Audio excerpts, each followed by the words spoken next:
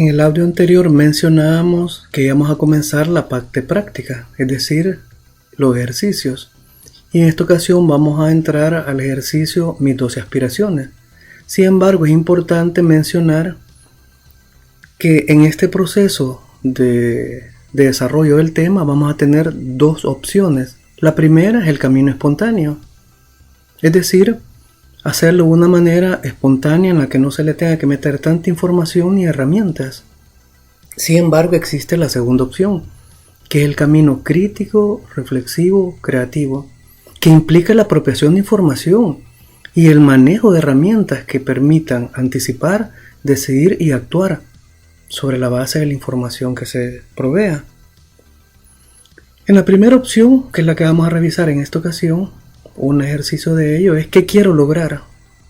Una pregunta importante. ¿Cómo lo voy a lograr? ¿Y cuándo lo voy a lograr? Y en este caso tenemos el qué quiero, cómo lo voy a alcanzar y cuándo lo voy a alcanzar. Pero en este momento me voy a tener en las 12 aspiraciones, que es el ejercicio que vamos a realizar en este momento.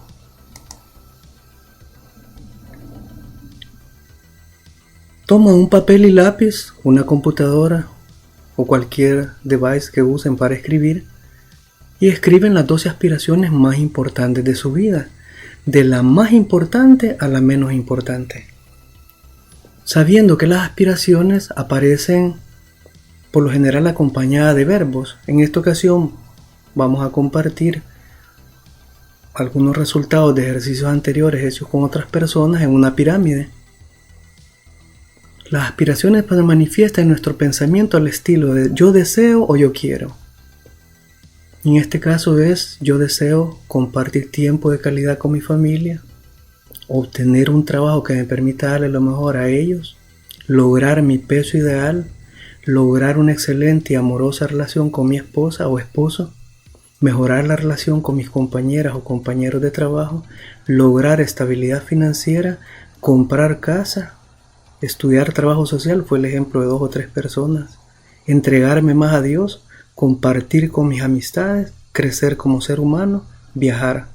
Y si se fijan, la pirámide está relacionada con este tema de la psicología, este enfoque de la psicología, la PNL, en el cual se usan anclas. Ustedes lo ponen en algún lugar donde lo vean y la vida les está recordando las aspiraciones que han definido en un momento de su vida. En algunas personas me he dado cuenta que pasan 3, 4, 5 años y esa pirámide no cambia mucho en transformarse en la realidad. Y este es uno de los objetivos de este tipo de esfuerzo, que encontremos las herramientas que nos permitan echar a andar las actividades que tenemos que realizar para lograr nuestras aspiraciones. También en el segundo enfoque, la información, vamos a ver qué significado tiene esto de deseo intenso y de lo que se considera muy importante, porque el deseo intenso nos está remitiendo a los niveles de motivación que muchas veces no se tienen para lograr los objetivos que nosotros nos hemos propuesto. Voy a poner un ejemplo típico porque es uno de los que ha aparecido. Me ha tocado trabajar mucho en el área del afecto, corazones rotos y mentes fracturadas por el amor, y aparece cuando alguien se enamora profundamente. Hay un deseo intenso que no se tiene que pensar, brota espontáneamente. La persona comienza a pensar en el objeto amado, la persona amada, objeto amado se le llama en psicología, la persona amada. El pensamiento está divagando todo el tiempo, se está ingeniando formas de sentirse mejor, de hacer sentir mejor a la otra persona, la lucha por conquistar a la otra persona, lo que parecía Stenberg, embellecerse para el otro, la búsqueda constante, el pensamiento constante y una aspiración de tener al lado a esa persona de la que se ha enamorado profunda y apasionadamente. Estamos hablando de la etapa de pasión. Mencionaba en el anterior video, cuando veamos las etapas del amor, vamos a ver esas etapas diferenciadas de algo que se considera muy importante. Y en este caso, la persona no tiene que pensar tanto, se le impone el considerar que la otra persona aparece como alguien muy importante. Y como decía bromeando Martín Baró, uno de mis profesores de largo tiempo, lastimosamente El deseo intenso que se tiene por una persona amada no se le tiene muchas veces cuando uno está estudiando una carrera. Y hacia el conocimiento no aparece con la misma intensidad. Pero bueno, el punto principal aquí es que escriban las 12 aspiraciones más importantes de su vida, de la más importante a la menos importante. Y encontramos, para que le vayamos dando vuelta a las ideas de para qué sirven estas herramientas, en el anterior video mencionaba que el ser humano se movía en dos grandes líneas de acciones, en lo material y lo espiritual. El ejemplo clásico en lo material es la persona avara, o la avaricia que le atrapa tanto que solo acumula dinero y no se da el tiempo para disfrutar. He conocido de casos de personas que de pronto logran obtener un gran capital y descubren que tienen cáncer terminal. Es decir, acumularon y no dejaron el tiempo para disfrutar la vida. Pero ahorita no nos estamos metiendo en el tema de felicidad, satisfacción y todo eso. Y en el parte espiritual estamos viendo un ejemplo clásico, el voto de pobreza de los padres franciscanos, que entregan su vida desligado de todo lo material y los bienes. Claro, la mayor parte de los seres humanos caemos entre esos dos límites, entre la búsqueda de objetos y la búsqueda también de crecimiento personal, dar sentido a la vida y otros aspectos. También mencionábamos en el anterior video que el ser humano tiene 3 características fundamentales: lo biológico, lo psicológico y lo social.